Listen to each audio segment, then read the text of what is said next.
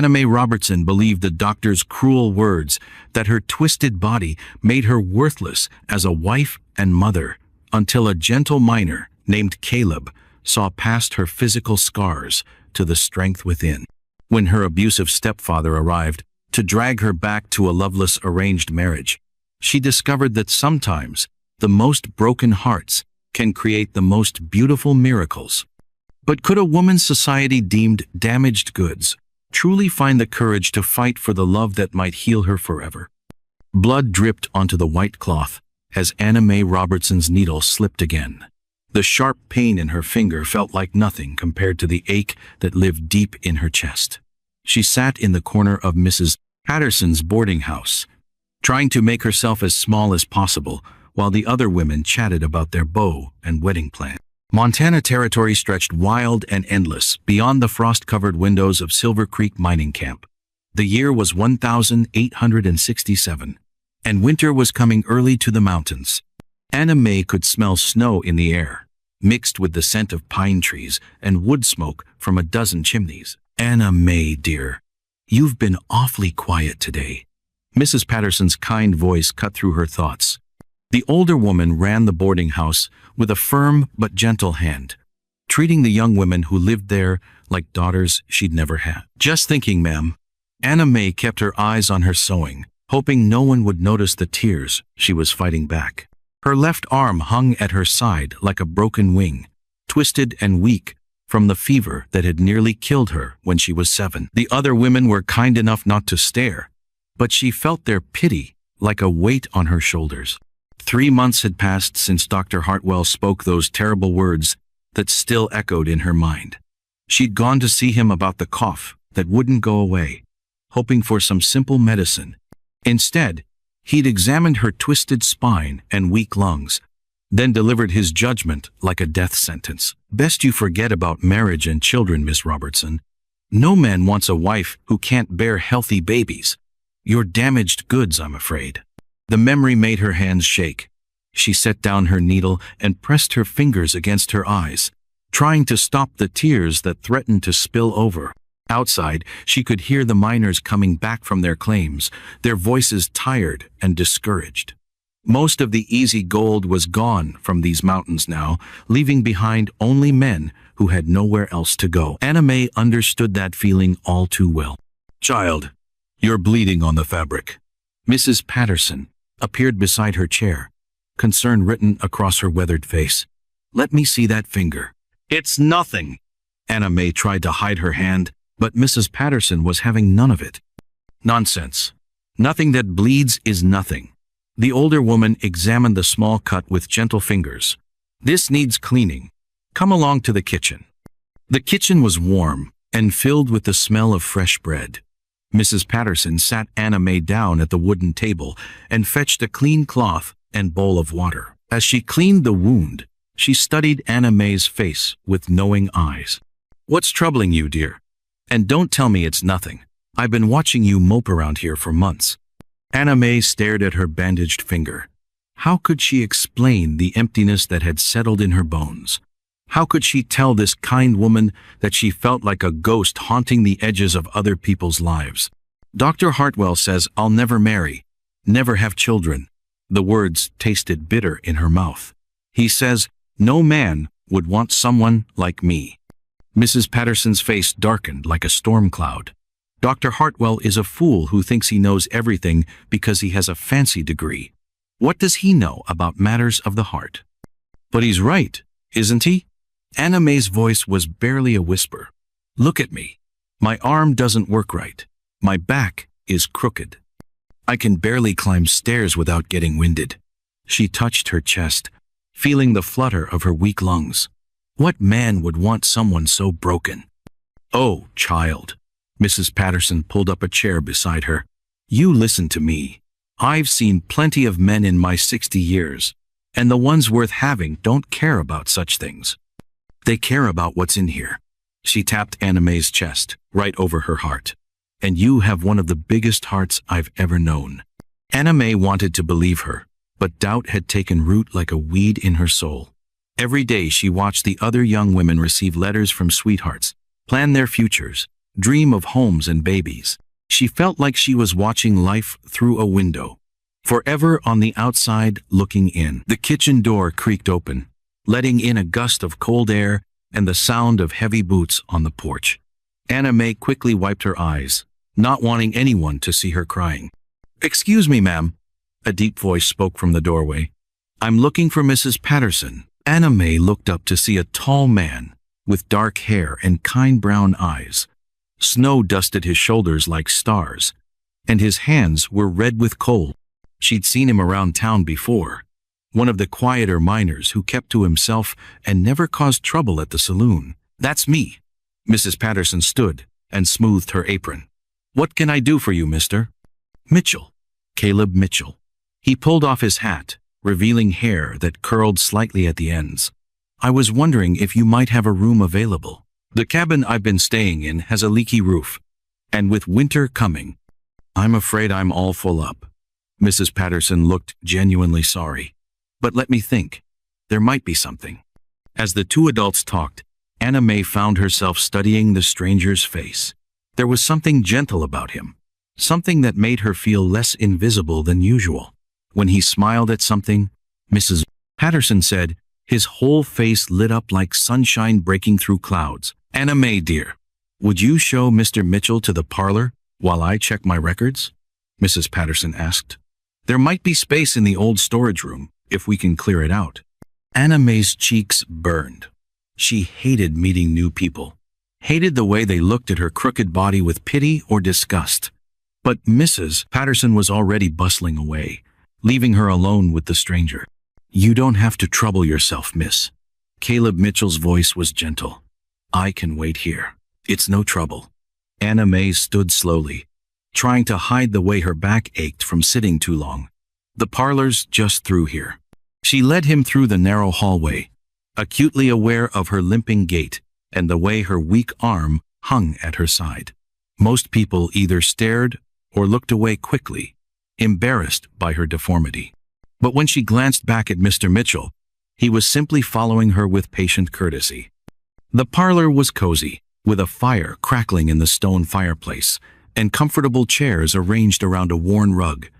Anna May gestured to the best chair, then retreated to the shadows by the window. "Thank you, miss." Robertson. Anna May Robertson. She kept her voice low, hoping he wouldn't try to make conversation. Small talk was torture when you had nothing interesting to say about your life. "Pleased to meet you, Miss Robertson." He settled into the chair, but didn't relax completely, as if he sensed her discomfort and didn't want to impose. "That's a beautiful quilt you were working on in the kitchen." Anna May blinked in surprise. She hadn't expected him to notice her sewing, much less comment on it. "Thank you. It's just mending, really. Nothing fancy." "Still beautiful work. Takes skill to make repairs look so neat." He leaned forward slightly, his brown eyes warm with genuine interest. "My mother used to say that mending was harder than making something new. Takes patience and care to fix what's broken." Something in his voice made Anna May look at him more closely. There was no pity in his expression, no uncomfortable politeness. He seemed to actually mean what he said. Do you sew, Mr. Mitchell?" The question slipped out before she could stop it. He chuckled, a warm sound that made her stomach flutter strangely. "Not well, I'm afraid. I can manage to patch a torn seam, but anything fancier is beyond me. I've been meaning to find someone who could help with some mending, actually." Before Anna May could respond, Mrs. Patterson returned with a triumphant smile. "Good news, Mr. Mitchell. I can fix up the storage room for you. It's small, but it's warm and dry." "That sounds perfect, ma'am. I'm grateful for any roof over my head." He stood and pulled out a small leather pouch. "What would you like for rent?" As they discussed terms, Anna May found herself watching Caleb Mitchell with growing curiosity. He was different from the other miners she'd met. Quieter, more thoughtful. There was something about him that made her feel less alone, though she couldn't put her finger on what it was. "Miss Robertson?" His voice interrupted her thoughts. "Mrs. Patterson mentioned you might be willing to help with some mending. I have a coat that's seen better days." Anna May's heart jumped. "Oh, Yes, I suppose I could look at it. Wonderful. I'll bring it by tomorrow, if that's convenient. After he left to move his things, Mrs. Patterson found Anna May still standing by the window, watching his tall figure disappear into the swirling snow. He seems nice, the older woman observed casually. I suppose. Anna May tried to keep her voice neutral, but she could feel her cheeks warming. Handsome too, and polite. Not like some of these rough miners. Mrs. Patterson. Anna May's voice held a warning note. I'm just saying, dear. Sometimes good things come when we least expect them. That night, Anna May lay in her narrow bed, listening to the wind howl around the boarding house. She couldn't stop thinking about Caleb Mitchell's kind eyes and gentle voice. For the first time in months, she felt a tiny spark of something that might have been hope, but hope was dangerous for someone like her. Hope led to disappointment, and she'd had enough disappointment to last a lifetime. Still, as she drifted off to sleep, she found herself wondering what his coat looked like, and whether she'd be able to make it look good as new. Outside, the snow continued to fall, covering the rough mining town in a blanket of white that made everything look clean and new. In the morning, the world would be transformed, full of possibilities she couldn't yet imagine. The next morning brought a storm that rattled the windows and piled snow 3 feet high against the boarding house door. Anna May woke to the sound of wind howling like a living thing, and her first thought was that no one would venture out in such weather. She was wrong. A knock at the kitchen door made her look up from her breakfast of porridge and weak coffee. Through the frost-covered glass, she could make out a tall figure, bundled in a heavy coat, snow swirling around him, like he was fighting a battle with winter itself. Mercy me, who's fool enough to be out in this? Mrs. Patterson hurried to unlatch the door, and Caleb Mitchell stumbled inside, shaking snow from his hat and shoulders. Morning, ladies. Sorry to bother you so early. His cheeks were red from the cold, and his eyes sparkled with good humor despite the bitter weather. I brought that coat I mentioned, Miss Robertson. Anna May nearly choked on her porridge. You came out in this storm for a coat that needs mending? Had to head to the mine anyway. Thought I'd kill 2 birds with 1 stone. He pulled a bundle of brown wool from under his arm, carefully wrapped in oiled cloth to keep it dry. Though I admit, the storm's worse than I expected. Mrs. Patterson clicked her tongue disapprovingly. The mine's closed today, you silly man. Nobody's working in weather like this. Sit yourself down and have some coffee before you catch your death. As Caleb settled at the kitchen table, Anna May unwrapped his coat with careful fingers. The wool was good quality, but worn thin in places, with a long tear along one sleeve and missing buttons. It was the kind of damage that told stories. Hard work, rough living, a man who took care of his things but couldn't always prevent wear and tear. This is good wool, she murmured, running her fingers along the torn seam. English, I think. Belonged to my father? Caleb's voice grew quiet. He brought it west when he came to California for the gold rush. Never found much gold, but he wore that coat for 20 years. Anna May looked up, startled by the tenderness in his voice. It must mean a lot to you. It does, which is why I want someone skilled to fix it properly. His brown eyes met hers across the table. Mrs. Patterson says, you're the best seamstress in Silver Creek. Heat rushed to Anna May's cheeks. No one had ever called her the best at anything before. I don't know about that. Nonsense, Mrs. Patterson said firmly, setting a steaming cup of coffee in front of Caleb. You've got a gift with needle and thread, child. Don't let anyone tell you different. Anna May bent her head over the coat, using her examination of the damage to hide her flushed face. She could fix this. In fact, she was already planning how to reinforce the weak spots and replace the missing buttons with ones that would complement the brown wool. How long have you been in Silver Creek, Mr. Mitchell? Mrs. Patterson asked, settling down with her own cup of coffee. About 6 months now. Came up from Virginia City when my claim there played out. He cradled the warm cup in his cold hands.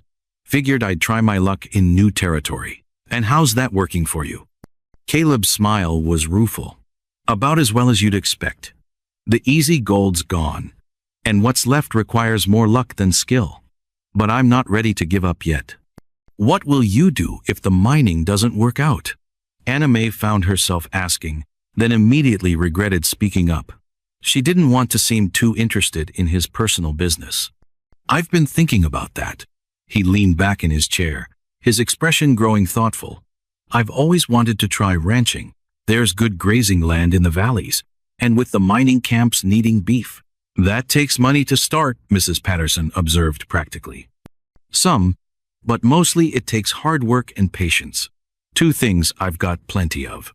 His eyes found Anna May's again. What about you, Miss Robertson? Have you always lived in Silver Creek? Anna May's throat tightened. Her story wasn't one she liked to tell. The fever that had nearly killed her. The stepfather who'd made her life miserable. The long journey west that had left her stranded in this remote mining town with nowhere else to go. I came here 2 years ago, she said carefully. From back east. Family? The simple question hit her like a physical blow. She thought of her mother, weak and frightened, married to a man who used his fists to solve problems. She thought of her stepfather Marcus, who saw her as nothing more than damaged goods to be gotten rid of at the first opportunity. My mother remarried, she managed. Her new husband. We didn't get along. Something in her tone must have warned Caleb not to pursue the subject, because he simply nodded and changed the topic. Well, Silver Creek's lucky to have you. I've heard nothing but good things about your needlework. From who? Anna May couldn't hide her surprise. Mrs. Henderson at the general store. She mentioned you'd mended her husband's best shirt so well that it looked better than new. Caleb's smile was warm and encouraging. Said you had magic in your fingers. Anna May ducked her head, overwhelmed by the unexpected praise. She wasn't used to people noticing her work, much less commenting on it favorably. Most folks saw her as the crippled girl who lived at the boarding house. Useful for small tasks, but not worth much attention otherwise. I like fixing things, she whispered. That's a rare gift, Caleb said quietly. Most people prefer to throw away what's broken and start fresh. Takes a special person to see the value in mending.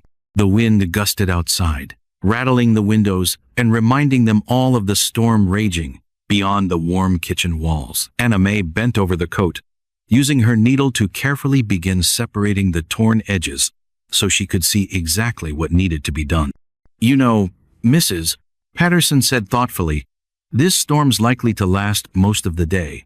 Mr. Mitchell, you're welcome to stay here, where it's warm, instead of trudging back to that cold room of yours. That's kind of you, but I don't want to impose. No imposition. Anna May could use the company while she works, and I've got plenty of food to share. Mrs.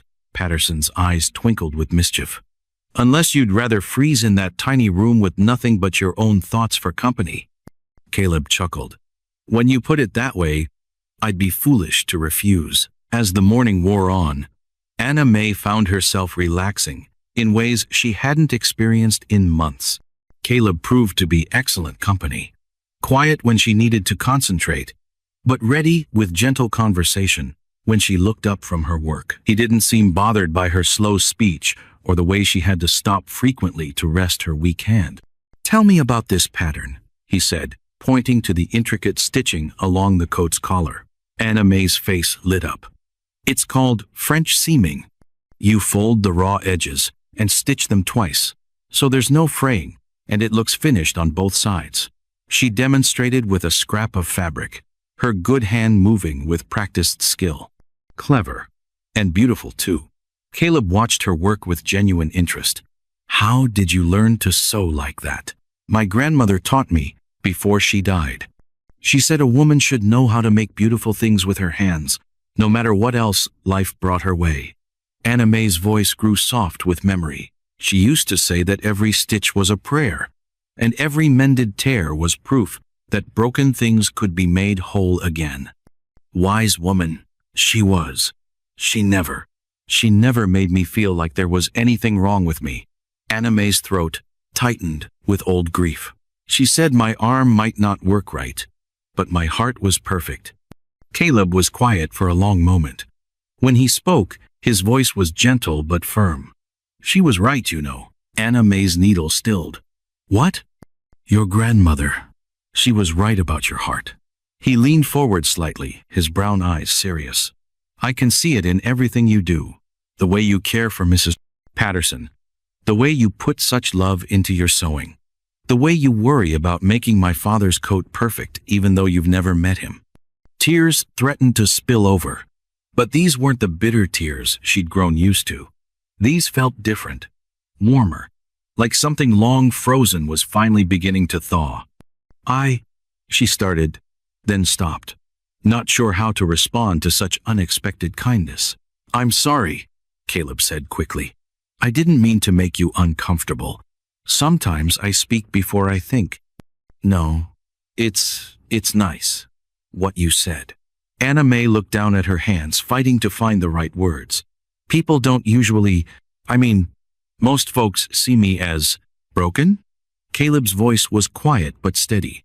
She nodded, not trusting her voice. Then they're not really looking. He reached across the table and gently touched her good hand, where it rested on the coat. I see someone who can take torn things and make them beautiful again. Someone who puts love into every stitch. Someone who cares so much about doing things right that she'll spend hours on a coat belonging to a stranger. His touch was warm and calloused from hard work, but infinitely gentle. Anna May stared down at their joined hands, hardly able to believe what was happening. When had anyone ever touched her with such tenderness? When had anyone ever seen past her twisted body to whatever lay beneath? Miss Robertson, Anna May. Caleb's voice was hesitant, as if he was testing how her name felt on his tongue. Would you mind if I stayed to watch you work? I promise not to bother you. But there's something peaceful about watching skilled hands create something beautiful. Anna May's heart hammered against her ribs. You'd want to do that? Very much. She nodded shyly and settled back to her work with Caleb's warm presence beside her. Outside, the storm continued to rage, but inside the kitchen, something new and fragile was beginning to bloom. Something that felt suspiciously like hope.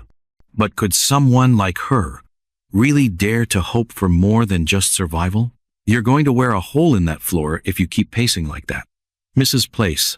Patterson's voice cut through Anna May's anxious thoughts as she walked back and forth across the boarding house parlor for the 100th time that evening. 3 weeks had passed since the snowstorm, and something wonderful and terrifying was happening. Caleb Mitchell had become a regular visitor, stopping by each evening after his work at the mine. What started as simple mending jobs had grown into shared meals, long conversations by the fire, and moments that made Anna May's heart race in ways she'd never experienced. He's late tonight, Anna May murmured, pressing her face to the frost-covered window. The street outside was empty, except for a stray dog sniffing around the general store's steps. Maybe the mine ran late. You know how Mr. Garrett pushes the men when he thinks he's close to a new vein. Mrs. Patterson looked up from her knitting, her eyes twinkling with knowing amusement. Or maybe he's planning something special. Anna May's cheeks warmed. What do you mean? Oh, nothing. Just that a man doesn't spend 3 weeks courting a young lady without having serious intentions. Courting? Anna May's voice came out as a squeak. We're not. He's just being friendly. Mrs. Patterson snorted. Friendly, my foot. That boy looks at you like you hung the moon and stars.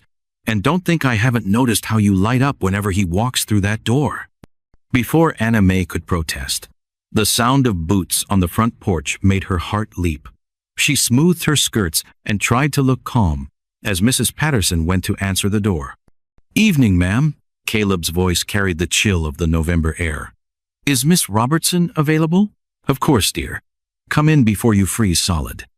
Anna May turned from the window, a smile already spreading across her face. But the expression died when she saw Caleb's appearance. His clothes were cleaner than usual, and he carried a small bundle wrapped in brown paper. More importantly, there was something in his eyes, a mixture of hope and fear that made her stomach flutter with nervous anticipation. Anna May. He stopped just inside the parlor, suddenly looking uncertain. I was wondering, that is, I hoped, would you take a walk with me? It's nearly dark, she said, confused. And cold. I know, but there's something I want to show you. Something special. His voice was gentle but urgent. Please? Mrs. Patterson appeared in the doorway, Anna May's heaviest cloak in her hands. Go on, dear. The fresh air will do you good. Minutes later, Anna May found herself walking down Silver Creek's main street beside Caleb, her good arm tucked through his for warmth and support. The late autumn air was crisp and clean, carrying the scent of pine trees and the distant smoke from a dozen chimneys. Where are we going? She asked as they passed the last of the town's buildings and headed toward the hills beyond. Not far. Just to the old oak tree by Miller's Creek. Caleb's voice held barely contained excitement. Trust me? Anna May nodded, though her weak lungs were already protesting the uphill walk. Caleb seemed to sense her difficulty and slowed his pace, never making her feel rushed or burdensome. The oak tree stood alone on a small rise overlooking the valley, its massive trunk scarred by decades of wind and weather. In summer, it provided cool shade for picnickers. Tonight, it stood silhouetted against the first stars, its bare branches reaching toward the darkening sky like gnarled fingers. This is my favorite spot in the whole territory, Caleb said softly as they reached the tree. You can see everything from here. The town, the mountains, the way the creek winds through the valley like a silver ribbon. Anna May looked around, trying to see what he saw. The view was pretty enough, she supposed, but mostly it just reminded her of how small and isolated their little mining camp really was. It's nice, she said politely, but that's not why I brought you here. Caleb turned to face her, his expression suddenly serious. Anna May, these past few weeks, they've been the best of my life. Her heart started beating so hard she was sure he could hear it. Caleb, please, let me finish. I need to say this before I lose my nerve. He took her hands in his touch warm despite the cold air. I know we haven't known each other long. I know there are probably a dozen reasons why this is crazy. But I can't keep pretending that what I feel for you is just friendship. Anna May's world tilted on its axis. What are you saying? I'm saying I love you. The words hung in the air between them like visible things, solid and real, and impossible to take back. I love your kindness, your skill with a needle, the way you see beauty in broken things. I love how you make me want to be a better man. Tears spilled down Anna May's cheeks before she could stop them. You don't understand. I'm not. I can't. You can't what? I can't be a real wife. The words burst out of her like water through a broken dam. Dr. Hartwell examined me. He said my body is too damaged, that I'll never bear children. What kind of man wants a wife who can't give him a family? Caleb was quiet for so long that Anna May began to panic. This was it. The moment when he would realize his mistake, when he would see her for what she really was. Damaged goods, just like the doctor said. Do you remember what you told me about your grandmother? He asked finally. The question caught her off guard. What? You said she told you that every mended tear was proof that broken things could be made whole again. His hands tightened on hers. Anna May, you're not broken. You're just beautifully mended. But the children would be a blessing if they came. But they're not why I love you. His voice was steady and sure.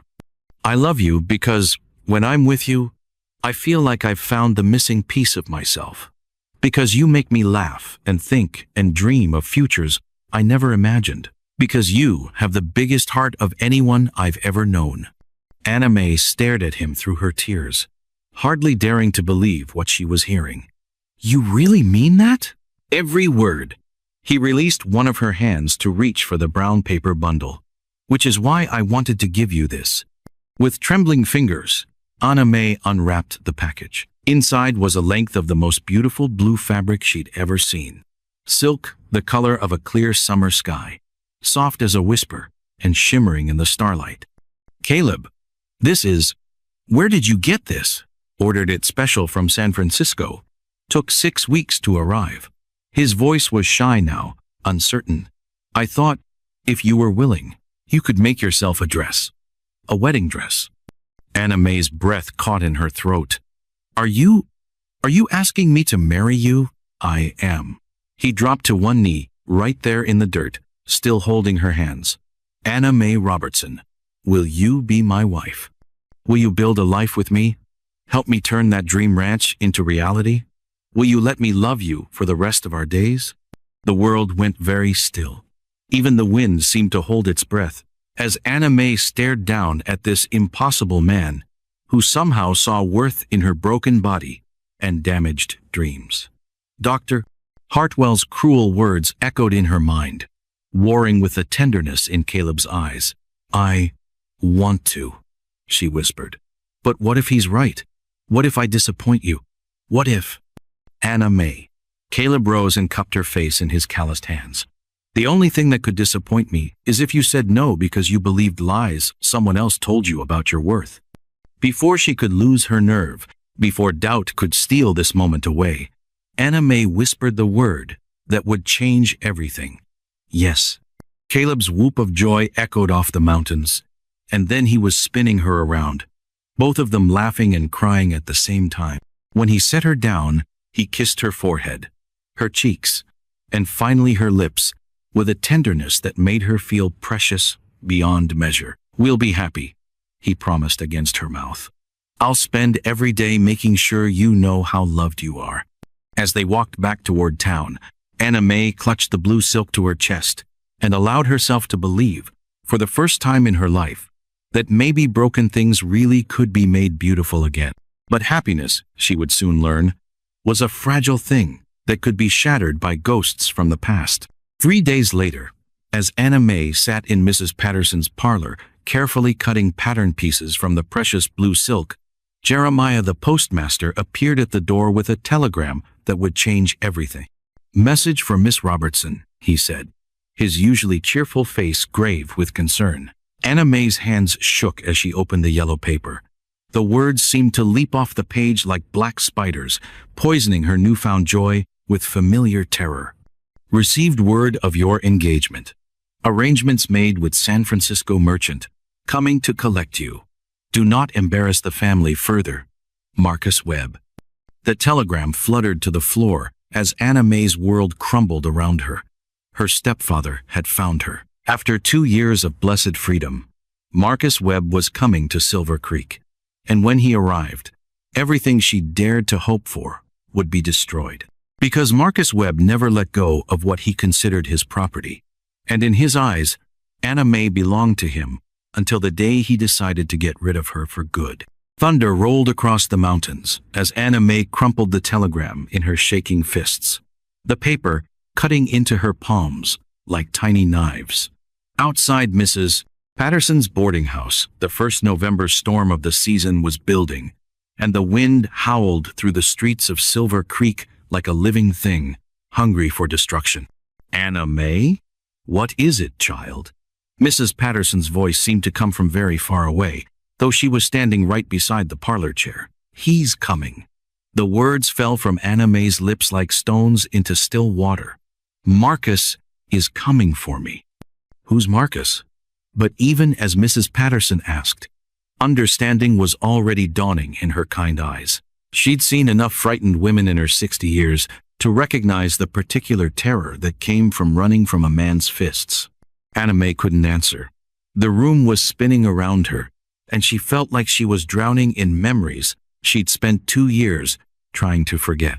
Marcus Webb standing over her bed, his gold-topped cane gleaming in the lamplight, his voice, smooth as poisoned honey, explaining why she deserved the bruises that painted her skin purple and black.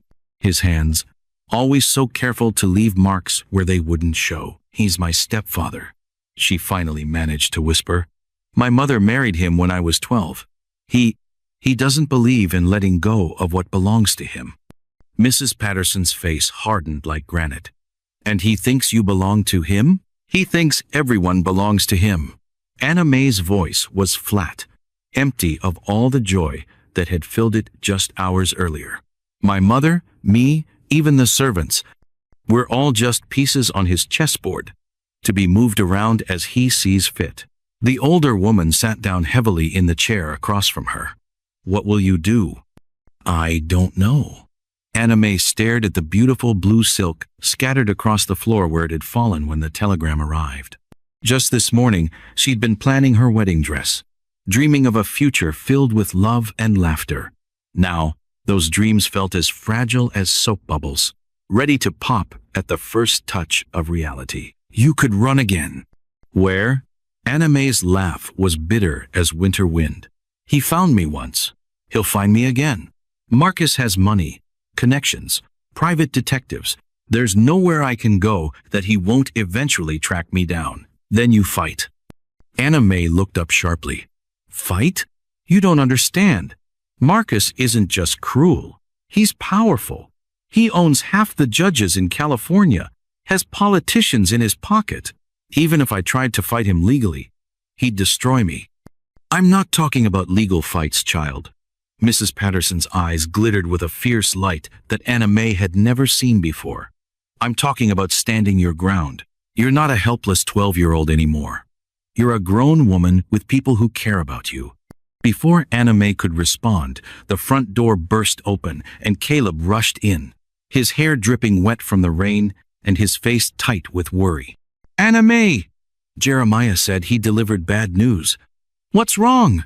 He stopped short when he saw her tear-stained face and the crumpled telegram on the floor. What happened? My stepfather is coming for me. The words tasted like ashes in her mouth. He's arranged a marriage for me in San Francisco. He's coming to take me away. Caleb's face went very still. Over my dead body.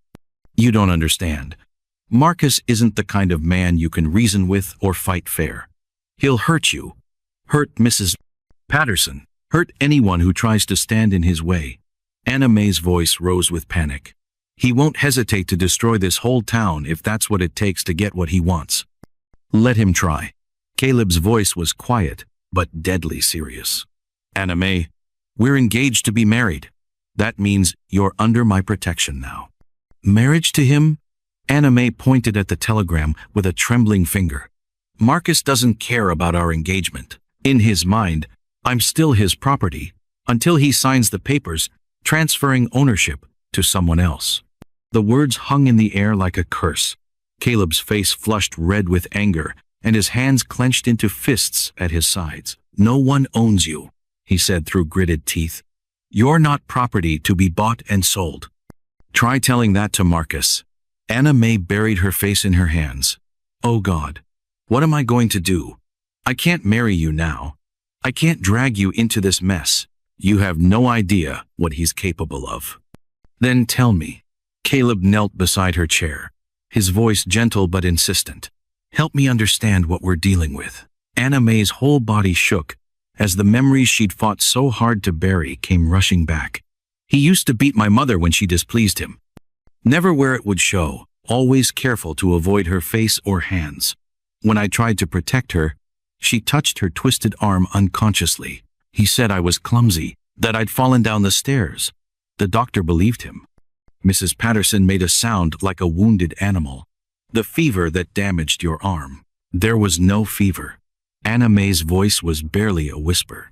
Marcus pushed me down a flight of stairs when I was 7 because I spilled wine on his carpet. I landed wrong, broke my arm and my ribs. He told everyone I was delirious with fever, that I was making up stories. Caleb's face had gone white as fresh snow. And your mother believed him? My mother was too scared to do anything else. Marcus controlled everything, the money, the house, even who she was allowed to talk to. If she'd tried to leave him or expose what he did, he would have destroyed her completely. Anna May's voice grew smaller with each word. He used to tell her that no one would want a woman with a crippled daughter anyway. My God. Caleb's voice was thick with horror and rage. Anna May, I'm so sorry. I had no idea. How could you? I've spent 2 years trying to forget. Trying to build a new life where none of that mattered. She looked down at her engagement ring. A simple gold band with a tiny diamond that had belonged to Caleb's grandmother. But the past has a way of catching up. doesn't it? Thunder crashed overhead, and lightning illuminated the parlor in stark white light. In that moment, Anna May saw herself as Marcus would see her. Small, scared, broken. The same frightened girl who'd cowered in corners and learned to make herself invisible to avoid his attention. "I have to leave," she said suddenly, standing up so fast that her weak legs nearly buckled. "Tonight, before he gets here, maybe if I'm gone, he'll leave you and Mrs. Patterson alone." "Absolutely not." Caleb rose too, his face set with determination. "Running away is exactly what he expects you to do. It's what he's counting on." "Then what do you suggest?"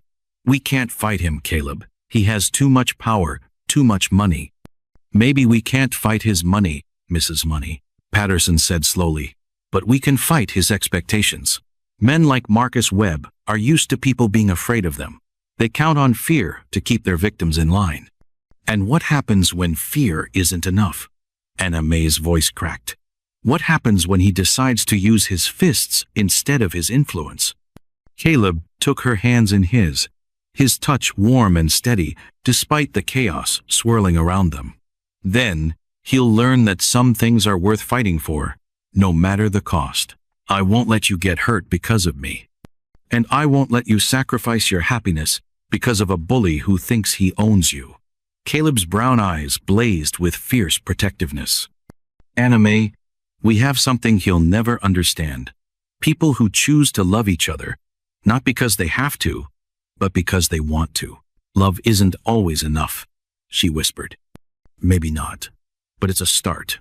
He lifted her chin until she was looking directly into his eyes. "Tell me, you trust me. Tell me, you believe that together we can face whatever he throws at us." Anna May wanted to say yes. Every fiber of her being longed to believe that love could conquer the darkness of her past. But Marcus Webb cast a long shadow, and she'd lived in that shadow for too many years to easily step into the light. "I want to trust you," she said finally. "But I'm scared. I'm so scared that I can barely breathe." "That's okay. Being scared doesn't make you weak. It makes you human." Caleb pressed a gentle kiss to her forehead. "We'll face this together, one day at a time. And when Marcus Webb arrives in Silver Creek, he'll find that his little victim has grown up to be a woman with people who love her." Outside, the storm raged on, and somewhere in that darkness, Anna May knew her stepfather was coming closer with every passing hour. Marcus Webb had always been a force of nature, unpredictable, destructive, and utterly without mercy. But for the first time in her life, Anna May wasn't facing him alone. She had Caleb's love, Mrs. Patterson's fierce loyalty, and maybe, just maybe, the strength to finally stand up to the man who had stolen so much of her life. The question was, would it be enough when the real battle began? The black carriage rolled down Silver Creek's main street like a funeral wagon, its wheels churning mud and its brass fittings gleaming despite the gray February sky. Anna May watched from behind Mrs. Patterson's lace curtains as four matched horses came to a halt outside the boarding house, their breath steaming in the bitter cold. Marcus Webb stepped down from the carriage with the confidence of a king entering his conquered territory. At 60, he remained an imposing figure, tall and silver-haired, dressed in an expensive black coat that probably cost more than most miners made in a year. His gold-topped cane caught what little sunlight filtered through the clouds as he surveyed the rough mining town with obvious distaste. "He looks like an undertaker," Mrs. Patterson muttered, peering over Anna May's shoulder. "He is, in a way." Anna May's voice was steady, though her hands trembled against the windowsill. "He buries people's dreams for a living." The past 3 months had changed her in ways she was still discovering. The frightened girl who'd received that first telegram was gone, replaced by a woman who'd learned to stand straight despite her crooked spine. Caleb's love had given her something she'd never possessed before, the knowledge that she was worth fighting for. Marcus climbed the front steps with measured precision, each footfall deliberate as a judge's gavel. When his fist struck the door, the sound echoed through the boarding house like a death knell. "Miss Robertson." His voice carried the authority of a man accustomed to immediate obedience. I know you're in there. Open this door before I lose my patience. Mrs. Patterson squared her shoulders and marched to the entryway, her small frame radiating righteous fury. This is my house, Mr. Webb. You'll mind your manners or find yourself back on the street. Marcus's laugh was sharp as breaking glass. Ah, the landlady. How quaint. He pushed past her without invitation, his pale eyes scanning the modest parlor with undisguised contempt. Where is she? I'm here, Marcus. Anna May stepped into the parlor, her chin raised and her spine as straight as she could make it. She'd chosen her best dress for this confrontation, a deep green wool that Caleb said brought out her eyes.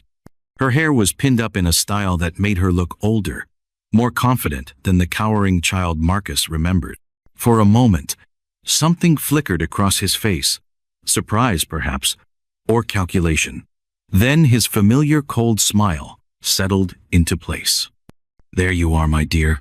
You've led me quite a chase.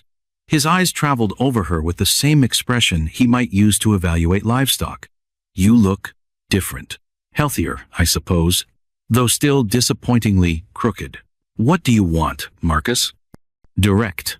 I like that. Very well. He removed his gloves with deliberate care, then fixed her with a stare that had once made her wet herself in terror. I want you to collect your things and come home where you belong. I've arranged an excellent marriage for you, a merchant in San Francisco who needs a housekeeper more than a wife. He's willing to overlook your defects. In exchange for a substantial dowry, I'm already engaged. Marcus's eyebrows rose in mock surprise. To a dirt-poor miner?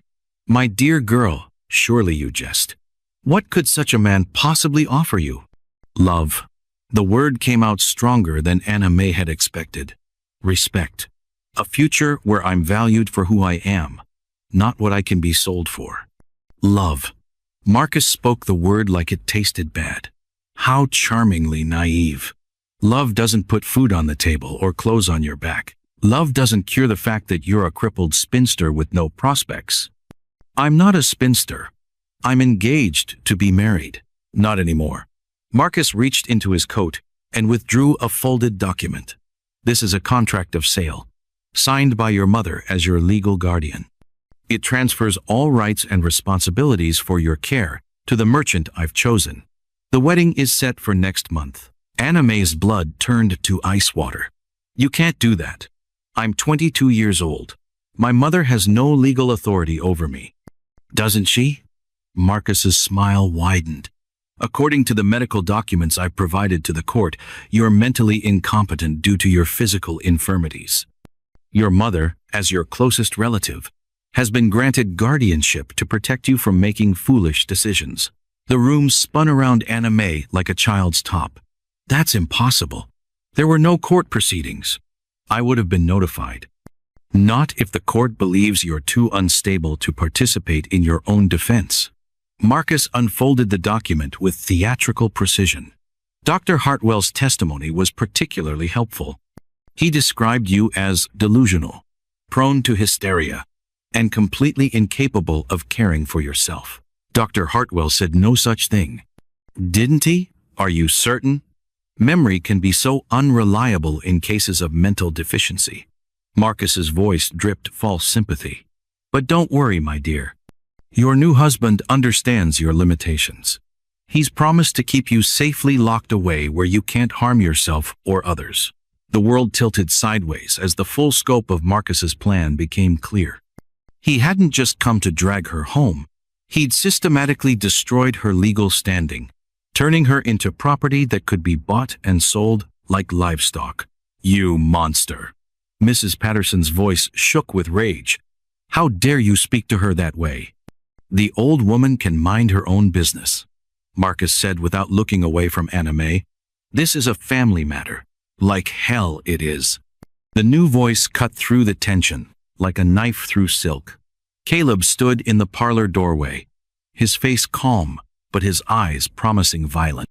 Behind him, Anna May glimpsed several other figures, miners from the camp, their faces grim with purpose. Marcus turned, his smile faltering slightly. Ah, the famous fiancé. How predictable. Mr. Webb. Caleb's voice was deadly quiet. You're not welcome here. I'm afraid my business takes precedence over your feelings, young man.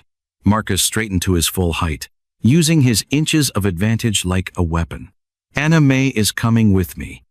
Legally, she has no choice. Legally, you're a lying snake who's falsified documents to steal a woman's freedom. Caleb stepped into the room, and Anna May felt some of her panic recede. Whatever happened next, she wouldn't face it alone. Strong words from a man with no legal standing whatsoever. Marcus's hand moved to his cane, and Anna May flinched instinctively. I suggest you step aside before this becomes unpleasant. The only thing unpleasant here is you. Caleb moved closer, his movements controlled but predatory. And if you think you're taking Anna May anywhere against her will, you're about to learn how wrong you can be. Marcus laughed, but the sound held less confidence than before. You can't fight the law, boy. I have official documents signed by a judge. Then you won't mind if we ride to the county seat and verify those documents with the court, will you? Sheriff Coleman stepped through the doorway, his badge gleaming on his vest and his hand resting casually on his gun. Seems like there might be some questions about the authenticity of your paperwork. For the first time since entering the boarding house, Marcus Webb looked uncertain. His pale eyes darted between the sheriff, Caleb, and the growing crowd of miners blocking his escape route. This is preposterous, he blustered. I demand safe passage to complete my business. Your business is done here, Sheriff Coleman said firmly. Miss Robertson is a free citizen of Montana Territory, and she's made her choice clear. You can accept that and leave peacefully, or I can arrest you for attempted kidnapping. Marcus's face flushed red with fury. You have no idea who you're dealing with, Sheriff. I have influence that reaches far beyond this miserable little camp. Maybe so, but your influence ends at my jail cell door. The sheriff's voice carried the weight of absolute authority. You've got two choices, Webb. Leave now, or leave in chains. The silence stretched taut as a bowstring. Anna May held her breath, waiting for Marcus to explode into the violence she remembered from her childhood. Instead, he carefully folded the forged documents and slipped them back into his coat. This isn't over, he said quietly, his voice more dangerous than any shout. You think you've won something here, but you have no idea what you've started. As he moved toward the door, his cold gaze fixed on Anna May one last time. Enjoy your little romance while you can, my dear. Men like him always grow tired of broken toys eventually. The words hit their target like poisoned arrows, and Anna May felt doubt creep back into her heart. What if Marcus was right? What if Caleb's love was just pity in disguise? But then Caleb was beside her, his strong arm around her waist, and his whispered words drove the shadows away. He's wrong, Anna May, about everything, and I'm going to spend the rest of my life proving it to you. Spring arrived early in the mountains that year, melting the snow into rushing streams that sang their way down to the valleys below. Anna May stood in the meadow Caleb had described so many months ago, her hands resting on the gentle swell of her belly, watching her husband repair the fence around their small homestead. 6 months had passed since Marcus Webb's defeat in the boarding house parlor, and the world had transformed in ways Anna May could never have imagined. The merchant in San Francisco had withdrawn his offer when Sheriff Coleman contacted him about the forged documents. Marcus himself had slunk back to California with his tail between his legs, his reputation in ruins after word spread about his attempted kidnapping. But the greatest transformation was the one growing inside Anna May herself. Impossible, Dr. Franstu, Hartwell had muttered when she'd visited him the month before, his hands shaking as he examined her rounded form. According to every medical text I've studied, this should not be happening. Anna May had simply smiled and placed her hands protectively over her baby. Some miracles couldn't be explained by medical texts. The fence is finished, Caleb called out, wiping sweat from his forehead as he walked toward her through the wildflowers. Even after months of marriage, the sight of him still made her heart skip like a stone across what? Just in time, she replied, accepting his gentle kiss. Mrs. Patterson should arrive any minute with the supplies from town. They'd built their cabin in the meadow Caleb had dreamed of, surrounded by mountains that stood like ancient guardians against the sky. It was small but sturdy, with windows that caught the morning light and a garden where Anna May grew vegetables and herbs. Most importantly, it was theirs, a place where love lived in every corner and hope grew like wildflowers after rain. The sound of wagon wheels announced Mrs. Patterson's arrival, and Anna May waved as the familiar figure drove up the winding path to their door. The older woman had become like a mother to both of them, visiting weekly and fussing over Anna May's pregnancy, like a hen with one precious chick. "How are you feeling today, dear?" Mrs. Patterson asked, as Caleb helped her down from the wagon seat. "Like I swallowed a watermelon," Anna May laughed, one hand supporting her aching back. "This baby seems determined to be born a giant." "Strong babies run in Caleb's family," Mrs. Patterson observed with satisfaction. "His grandmother was built like a sparrow, but birthed 10 healthy children, each one bigger than the last." As they unloaded supplies and settled in for tea, Anna May marveled at how normal this felt. This quiet domestic happiness that had once seemed as distant as the stars. Her twisted arms still ached on cold mornings, her spine still curved like a question mark. But somehow, these things no longer defined her worth. "Any word from your mother?" Mrs. Patterson asked gently. Anna May's smile faltered slightly. 3 letters had arrived from California over the past months, tentative reaching out from a woman who was finally beginning to escape her own prison. Marcus's public humiliation had weakened his hold over her mother, and for the first time in years, Eleanor Robertson was finding her voice. "She wants to visit after the baby is born," Anna May said carefully, "to meet her grandchild." "And how do you feel about that?" "Scared, hopeful, confused." Anna May's hand moved instinctively to her belly. "Part of me wants to slam the door in her face for all the years she let him hurt me. But another part remembers the mother she was before Marcus, when she used to sing me lullabies and braid my hair." Caleb reached across the table to squeeze her hand. "Whatever you decide, I'll support you." "I know you will." Anna May's eyes filled with grateful tears. "Sometimes I still can't believe this is real, that someone like you could love someone like me." "Someone like you?" Mrs. Patterson's voice held gentle reproof. "You mean someone strong enough to survive years of abuse and still have love left to give? Someone skilled enough to turn scraps of fabric into works of art? Someone brave enough to stand up to a man who terrorized her for years?" "I'm not brave," Anna May protested. "I was terrified the whole time." "Being brave doesn't mean you're not scared, child. It means you do what's right, despite being scared." Mrs. Patterson's eyes twinkled with pride. "And you've been the bravest person I know." As the afternoon wore on, they talked of ordinary things. The garden, the approaching birth, Caleb's plans to expand their small herd of cattle. But beneath the everyday conversation, Anna May felt the deep contentment of a woman who had finally found her place in the world. When evening came and Mrs. Patterson prepared to leave, she pressed a small wrapped package into Anna May's hands. "What is it?" Anna May asked. But Mrs. Patterson just smiled mysteriously. "Open it when you're alone with Caleb. It's something every new mother should have." After the wagon disappeared down the mountain path, Anna May and Caleb sat on their front porch, watching the first stars appear in the darkening sky. The package lay unopened in her lap, its contents a pleasant mystery. "Shall we see what Mrs. Patterson brought you?" Caleb asked, his arm warm around her shoulders. Anna May carefully unwrapped the brown paper to reveal a small wooden box, worn smooth by years of handling.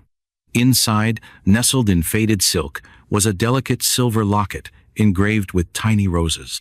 "It's beautiful," Anna May breathed, lifting the locket to catch the starlight. "There's something inside," Caleb observed, pointing to the tiny clasp. Anna May opened the locket with trembling fingers. On one side was a miniature photograph of a young woman who looked remarkably like herself. On the other side, in Mrs.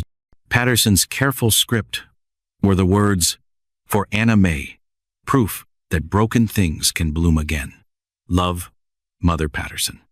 Tears spilled down Anna Mae's cheeks as she realized the truth. The photograph was of Mrs. Patterson as a young woman, a Mrs. Patterson who had once been broken herself, who had survived her own darkness to become a beacon of light for others. She understands, Anna Mae whispered. She really understands.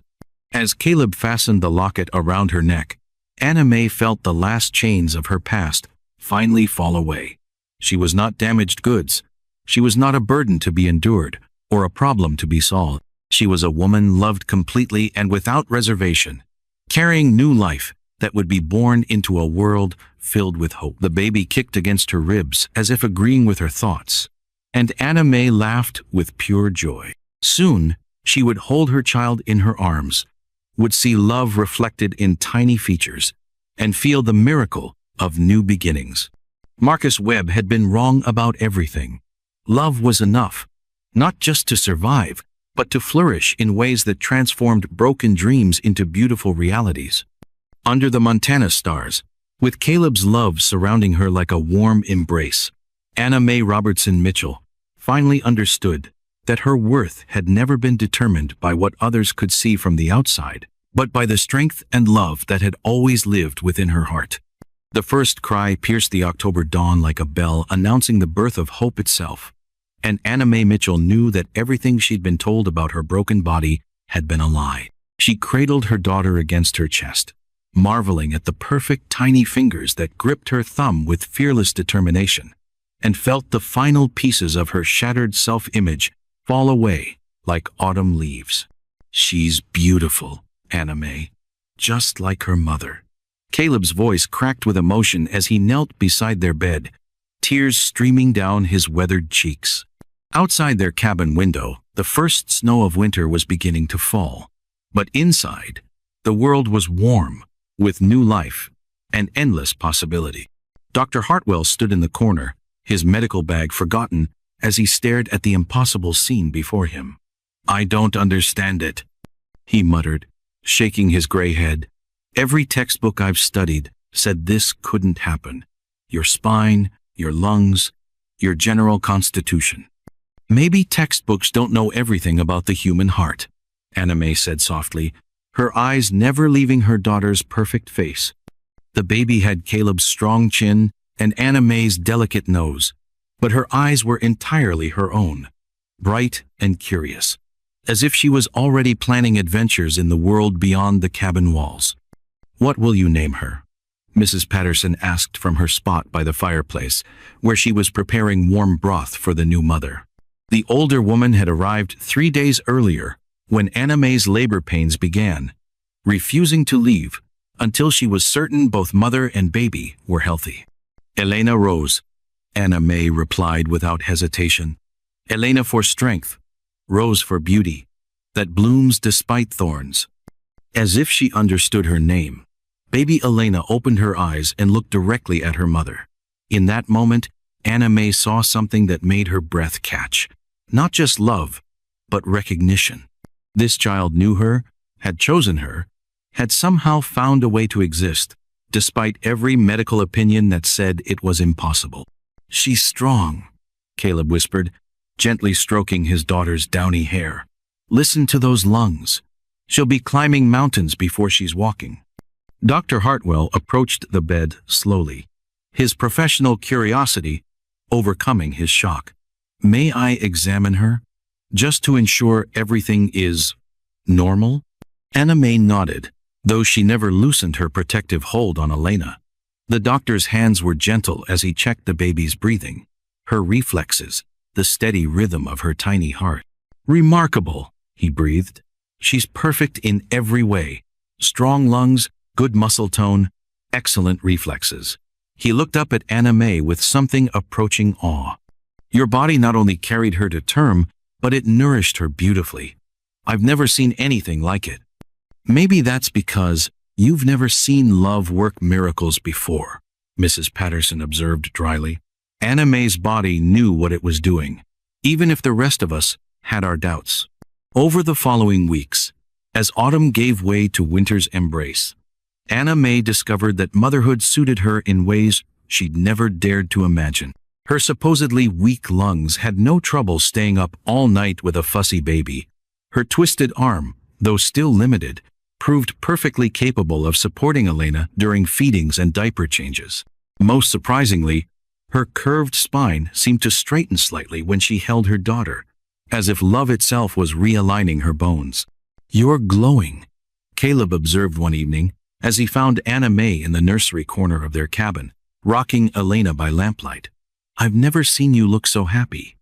"I feel like I'm finally the person I was meant to be," Anna May replied, her voice soft with wonder. "For so many years, I let other people's opinions define what I could and couldn't do. But Elena doesn't care about my crooked arm or my curved spine. She just knows I'm her mother. And that's enough." Caleb knelt beside the rocking chair, his large hand gentle on Elena's tiny back. "More than enough. You're the strongest woman I've ever known, Anna May. Watching you become a mother has been like watching a flower bloom in fast motion." As winter deepened around their mountain home, unexpected visitors began arriving at their door. First came Sarah Henderson from the general store, bringing baby clothes she'd sewn herself and staying to marvel at Elena's bright alertness. Then came the wives of several miners, women who'd heard whispers of the miracle baby born to the supposedly barren woman. "My sister back in Ohio was told the same thing," confided Martha Coleman, the sheriff's wife, as she held Elena during one afternoon visit.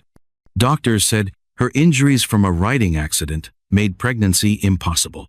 She now has 4 healthy children and runs the most successful boarding house in Toledo. Seems like medical men don't know as much as they think they do," added Jane Morrison, whose own difficult pregnancy had nearly ended in tragedy.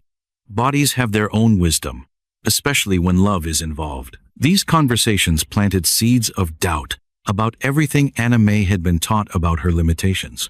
If she could carry and deliver a healthy baby despite her physical challenges, what other impossibilities might actually be within her reach? The answer came in an unexpected form: a letter from her mother. "It's from California," Caleb said gently, placing the envelope in Anna May's hands as she nursed Elena by the fire. "Your mother's handwriting." Anna May's hands trembled as she opened the letter, Elena's warm weight against her chest, providing comfort as she read her mother's carefully written words. "My dearest Anna May, word has reached me of Elena's birth, and my heart overflows with joy for you.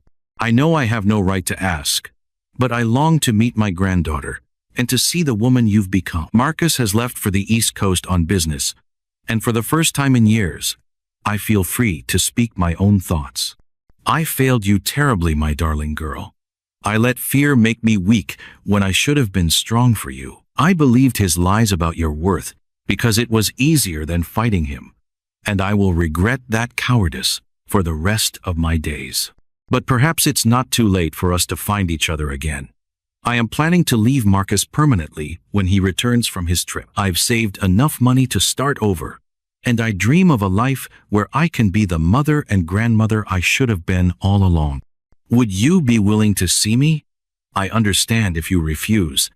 I've given you every reason to hate me. But if there's any forgiveness left in your heart, I would be grateful for the chance to meet my granddaughter and to ask your pardon in person. All my love, Mother." Anna May read the letter twice, then handed it to Caleb with shaking hands. "She wants to come here, to meet Elena." "How do you feel about that?" Caleb's voice was carefully neutral, but she could see the protective concern in his eyes. Scared, angry, hopeful. Anna May touched Elena's soft cheek, drawing strength from her daughter's peaceful contentment. "Part of me wants to burn this letter and pretend it never came, but another part remembers the mother she was before Marcus, when she used to read me stories and promise that everything would be all right. What does your heart tell you?" Anna May was quiet for a long moment, listening to the wind howl around their cabin and feeling Elena's steady breathing against her chest. That forgiveness isn't about forgetting the past, but about choosing not to let it poison the future. "Then invite her to come," Caleb said simply. "We'll face whatever happens together, just like we always have. That night, as Elena slept peacefully in her cradle and Caleb dozed beside the fire, Anna May sat at their small table and carefully composed her reply. Dear mother, you may come, not because I've forgotten what happened, but because I want Elena to know that people can change, that broken things can be mended with patience and love. Come in the spring, when the wildflowers bloom in our meadow. Come ready to meet a granddaughter who proves that miracles happen every day, and a daughter who learned to see her own worth despite everything that tried to convince her otherwise. Come ready to begin again. Anna May. As she sealed the letter, Anna May felt the last weight of her past lift from her shoulders. She was no longer the frightened girl who'd fled to Montana Territory, believing herself worthless. She was a wife, a mother, a woman who'd discovered that love could indeed work miracles, not by changing what was broken, but by revealing the strength that had been there all along. Elena stirred in her sleep, as if sensing her mother's emotional transformation, and Anna May smiled as she hummed a gentle lullaby. Tomorrow would bring new challenges and fresh possibilities, but tonight, in this warm cabin surrounded by love, everything was exactly as it should be. 2 years had passed since Elena's birth, and the mountain meadow surrounding the Mitchell homestead had transformed from a simple cabin clearing into something resembling a small farm. Anna May stood in her kitchen garden, Elena toddling between the tomato plants while she harvested vegetables for the evening meal, and marveled at how full her life had become. Mama, matos! Elena's excited squeal drew Anna May's attention to her daughter, who had discovered a particularly large red tomato hanging low on its vine. At 2 years old, Elena was everything the doctors had said was impossible: healthy, bright, and absolutely fearless. Yes, sweetheart, tomatoes. Anna May laughed, scooping up her daughter and spinning her around until they were both dizzy with giggles. Should we pick some for Daddy's dinner? Elena nodded enthusiastically, her dark curls bouncing. She had inherited Caleb's adventurous spirit and Anna May's gentle nature, creating a combination that kept both parents constantly amazed. More importantly, she had grown up seeing her mother's twisted arm and curved spine as simply part of who Anna May was, never as flaws to be hidden or ashamed of. The sound of approaching horses interrupted their garden play. Anna May looked up to see 2 riders cresting the hill that led to their valley, Caleb returning from his weekly trip to town, and beside him, a figure that made Anna May's heart leap with nervous excitement. Her mother had come at last. Eleanor Robertson looked older than Anna May remembered, her once golden hair now silver, and her face lined with years of sorrow. But there was something different about her posture, something that spoke of a woman who had finally found the courage to stand straight after years of cowering. Anna May? Eleanor's voice was tentative as she dismounted, her eyes immediately finding her daughter across the garden. Hello, Mother. Anna May set Elena down, but kept one hand on her daughter's shoulder, drawing strength from the solid warmth of the little girl's presence. For a moment, neither woman moved. 2 years of letters had rebuilt some bridges between them, but seeing each other face to face brought all the old pain rushing back. Anna May saw her mother's eyes take in her twisted arm, her curved spine, and then move to Elena with something approaching wonder. This is your granddaughter, Anna May said quietly.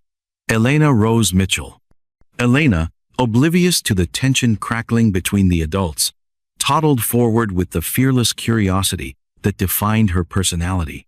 Gamma? She asked, the word coming out as a delighted question. Eleanor's composure cracked completely. She knelt in the dirt without regard for her traveling dress and opened her arms. Yes, sweetheart, I'm your grandmother, and you are the most beautiful little girl I've ever seen. As Elena allowed herself to be swept into her grandmother's embrace, Anna May felt something tight in her chest finally loosen. This was what healing looked like. Not the erasure of old wounds, but the growth of new love around them. Caleb appeared at Anna May's side, his presence steady and reassuring. How are you holding up? He murmured. Better than I expected, Anna May replied honestly. She looks free, like she finally escaped whatever prison she was living in. Marcus? Caleb's voice held old anger, but also concern. Gone. She divorced him last year, after she found evidence of his business dealings with some unsavory characters in San Francisco. Turns out the law finally caught up with him. He's been arrested for fraud and embezzlement. Anna Mae's voice held no satisfaction, only tired relief. She's been living with my aunt in Sacramento, learning to be her own person again. Over the following days, as Eleanor settled into the small guest room Caleb had built onto their cabin, Anna Mae watched her mother discover the woman she might have been if fear hadn't stolen so many years. Eleanor proved to be a natural with Elena, patient and playful in ways Anna Mae barely remembered from her own childhood. She's remarkable, Eleanor said one evening as they sat on the front porch watching Elena chase fireflies in the gathering dusk. So confident, so joyful. Nothing like I was at her age, Anna Mae finished gently. Eleanor's face crumpled with old guilt. I failed you so terribly, darling. I let him convince me that your injuries made you less than whole, that no one could ever truly love you. I was so afraid of his anger that I forgot to protect your heart. You were surviving the only way you knew how, Anna Mae said after a long moment. I understand that now, in ways I couldn't when I was young. But the cost was high for both of us. But look at us now. Anna Mae gestured toward Elena, who had collapsed in a giggling heap in the wildflowers, exhausted from her chase. We're here. We're together. And we have this beautiful little girl who proves every day that love really can conquer fear. As summer deepened into autumn, Eleanor proved herself invaluable around the homestead. Her years as Marcus's wife had taught her to manage a household efficiently, and she threw herself into helping with everything from preserving vegetables to mending clothes. More importantly, she became Elena's devoted companion, reading stories and teaching songs that Anna Mae dimly remembered from her own early childhood. I want to stay, Eleanor announced one evening as they prepared for winter. If you'll have me, I know I have no right to ask, after everything. You don't have to ask, Anna Mae interrupted. This is your home now, for as long as you want it to be. That winter, their first as an extended family, brought challenges none of them had anticipated. Elena's second birthday fell during a fierce blizzard that trapped them all inside the cabin for days. But instead of cabin fever, they discovered the joy of 3 generations learning to live together in harmony. Eleanor proved to be a gifted storyteller, weaving tales that made Elena's eyes shine with wonder. Anna Mae found herself remembering her own childhood differently, focusing not on the dark years with Marcus, but on the early memories of a mother who had loved her fiercely before fear taught her to hide that love. Do you ever regret it? Eleanor asked one snowy evening as they sat by the fire, Elena sleeping peacefully in her grandmother's lap. Marrying Caleb, I mean? Building this life so far from civilization? Anna Mae looked around their small cabin, at the quilts she'd sewn hanging on the walls, at Caleb's books lined up on shelves he'd built with his own hands, at the toys scattered across the floor that spoke of a childhood filled with laughter. How could I regret finding paradise? Even with all the hardships, the isolation, the hard work, the uncertainty? Especially because of those things. Anna Mae's voice was firm with conviction. Every challenge we've faced together has made us stronger. Every hardship we've overcome has proven that love really is enough to build a life on.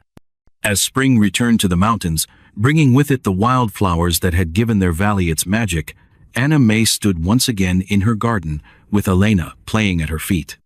But now she wasn't alone. Eleanor worked beside her, teaching Elena the names of plants and flowers, while Caleb repaired fences in the distance. Mama, Elena said suddenly, tugging on Anna Mae's skirt. Why your arm different? It was the question Anna Mae had been dreading and anticipating in equal measure. She knelt down to Elena's level, choosing her words carefully. My arm got hurt when I was little, sweetheart. It made it work differently than other people's arms. Does it hurt? Sometimes. But you know what? What? It doesn't matter that it's different. What matters is that it can still hug you and help plant flowers and do all the things that matter most. Elena considered this with the seriousness that 2-year-olds brought to important subjects. Then she threw her small arms around Anna May's neck and declared, "I love your arm, Mama. I love all of you." In that moment, Anna May understood that her greatest victory wasn't overcoming the limitations others had placed on her body, but raising a daughter who saw differences as simply part of the beautiful variety of human existence. Elena would grow up knowing that worth came from character, not appearance, and that love multiplied rather than diminished when freely given. As the sun set over their mountain valley, painting the sky in shades of rose and gold, Anna May reflected on the journey that had brought her to this moment. She thought of the frightened girl who had arrived in Silver Creek, believing herself damaged beyond repair, and marveled at the woman she had become, a wife, mother, and daughter who had learned that the most profound healing came not from fixing what was broken, but from discovering that broken things could be more beautiful than anything that had never known fracture. The last light faded from the mountains, and Anna May gathered her family close, knowing that whatever tomorrow brought, they would face it together, whole, healed, and home.